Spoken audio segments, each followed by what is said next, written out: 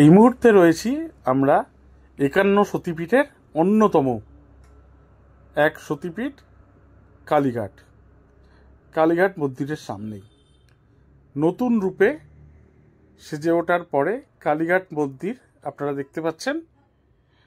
অসম্ভব সুন্দর লাগছে, আগের থেকে অনেক পরিষ্কার পরিচ্ছন্ন এবং অবশ্যই খুবই সুন্দর দেখতে লাগছে।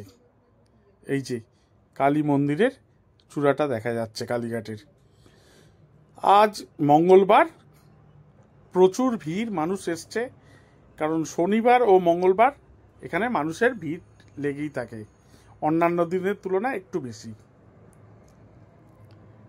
কালীঘাটের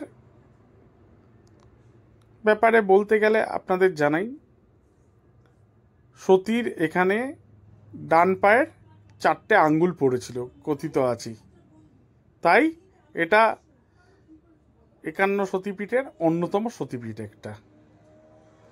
এখানে এলে যে কোনো মানুষের মন ভরে যাবে, আর বিশেষ করে নতুন করে যখন এইভাবে সাজিয়েছে, দেখুন মাঝখানে একটা ফোয়ারা করেছে এবং খুবই সুন্দরভাবে রাখা হয়েছে এই জায়গাটা।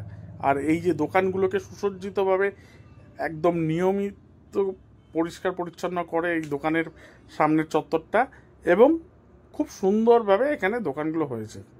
তো চলুন আপনাদের ভেতরে নিয়ে যাই এবং দেখাই কি সুন্দর। আমরা আজ এখানে পুজো দেব, আমরা মন্দিরের দিকে এগিয়ে চলেছি এবং মন্দিরের ভেতরে আপনাদের দেখাচ্ছি। এটা একটা গেট দক্ষিণ দিকে, কারণ আমরা দক্ষিণ দিক বলতে এখানে আরও একটা কথা মনে পড়ে গেল, কালীঘাটের মা কিন্তু দক্ষিণাকালী নামেও পরিচিত। আর এখানে দেখুন আমরা ঢোকার পরেই মেন মন্দিরের দিকে চলেছি। এইখান দিয়ে আপনারা মেন মন্দিরের দিকে যেতে পারবেন, এবং ভেতরেও কিন্তু দোকান আছে, আপনারা দেখবেন তারা ফুল এবং পুজোর সামগ্রী বিভিন্ন বিক্রি করে থাকেন। আর মন্দির চত্বরটা আপনারা দেখতে পাচ্ছেন খুব সুন্দর, আর এখানকার মা অবশ্যই অনেক জাগ্রত। তো আপনারা সবাই দেখুন, এই হচ্ছে মন্দিরের চূড়া।